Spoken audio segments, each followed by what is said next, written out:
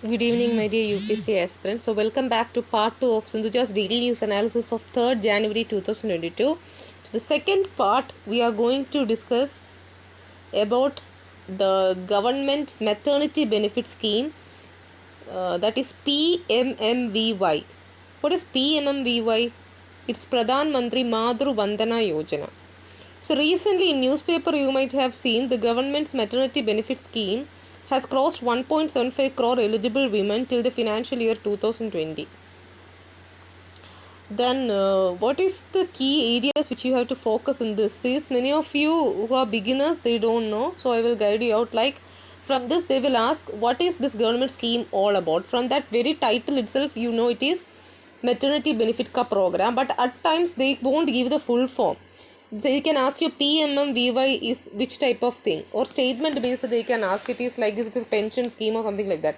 So if in full form it is given, you will easily write Madhur Vandana means it is something related to maternity benefit, but they won't give as easy like that in the UPSC exam. So don't ever dream in night also that you will get such thing inside your dream also. So you have to be prepared for the worst and unexpected situation, in the sense they might ask you with the short form, then you must know it is a maternity benefit program.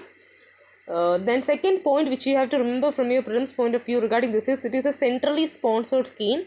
Of course the ministry who executes this all knows it's women and child development. So these are the three areas where a aspirant might get confused. Like, it's a maternity benefit program, the centrally sponsored scheme, and the ministry which executes this is Ministry of Women and Child Development. Khatam ho gayi. You just finished these 3 points. Those of you are listening to my video session, you got that 3 areas which candidates are supposed to make errors in prelims examination and the option comes. The next one, this is a DBT scheme. What is DBT? Direct Benefit Transfer Scheme. That means cash benefits are provided to pregnant women in their bank account directly to meet enhanced nutritional needs and partially compensate for wage loss. Then who are the target beneficiaries of this? As you know, it is all pregnant women and lactating mothers, PW and LM, it's short form, excluding those who are in regular employment with the central government or the state governments. Then all eligible pregnant women and lactating mothers who have their pregnancy on or after 1st January 2017 for the first child in the family. So these are the target beneficiaries. That beneficiaries under the scheme receive a cash benefit of rupees 5,000 in 3 installments on fulfilling the following conditions. These conditions they should fulfill. Then that candidate or beneficiary will get a cash benefit of rupees 5,000, that too in 3 installments. Which are those conditions? First one, early registration of pregnancy. Second one, antenatal checkup. Third one, registration of the birth of the child and completion of first cycle of vaccination for the first living child of the family. Then the eligible beneficiaries also receive cash incentive under JSY. What is that scheme? It is Janani Suraksha Yojana.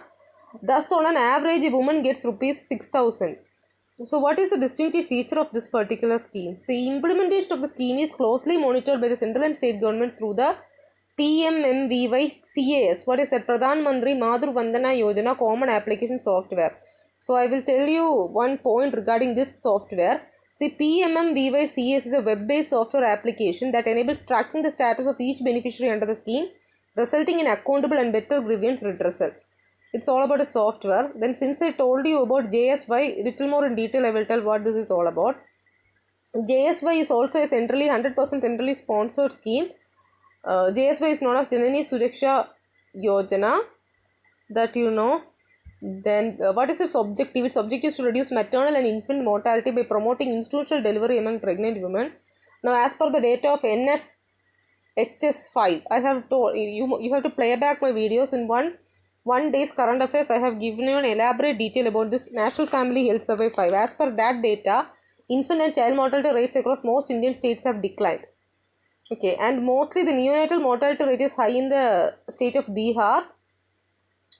The maternal mortality ratio in India declined to 113 in the year 2016 to 18 from 122 in 2015 to 17, and according to the special bulletin on maternal mortality in India 2016-18, who releases it? SRS, that is Office of the Registrar General Sample Registration System. The target 3.1 of Sustainable Development Goals SDG set by the UN aims at reducing the global maternal mortality rate to less than 70 per 1 lakh live births. So this is basically a safe motherhood intervention under the NHM. What is that? National Health Mission. What is the benefit of this particular Janani Suraksha Yojana? See, under the scheme, eligible pregnant women are entitled for cash assistance irrespective of the age of the mother and number of children for giving birth in a government or accredited private health facility. The scheme also provides performance-based incentives to women health volunteers known as ASHA workers. What is the full form of ASHA? Accredited Social Health Activists, for promoting institutional delivery among pregnant women. So these 2 points are the benefits of JSY, Janani Suraksha Yojana. Now, when you have to think about other schemes focusing on nutritional and health aspects of women, we can add on points like Kudumbasri in Kerala, then IGMSY. What is IGMSY? Indira Gandhi Madartva Sahayog Yojana, then Poshan Abhiyan and ICDS scheme, Integrated Child Development Services scheme. Let's have a glance at each one of them in 1 or 2 points, what these schemes are all about and what aspects they cover. So, Kudumbasri in Kerala was launched in Kerala in the year 1998 to wipe out absolute poverty through community action. It is the largest women empowering project in the country. 3 components are there for Kudumbasri: microcredit, entrepreneurship and empowerment. Then comes IGMSY, that is the next scheme related to women development, that is Indira Gandhi Madartva Sahayog Yojana. What is the scheme all about? This scheme aims to contribute to a better enabling environment by providing cash incentives for improved health and nutrition to pregnant and lactating mothers. The scheme, this Yojana, IGMSY, is implemented by the Ministry of Women and Child Development. Poshan Abhiyan, most of you might have heard. Which year it was launched? It was launched in March 2018. What was its goal? To achieve improvement in the nutritional status of children who belong to the age of 0 to 6 years and pregnant women and lactating mothers in a time-bound manner.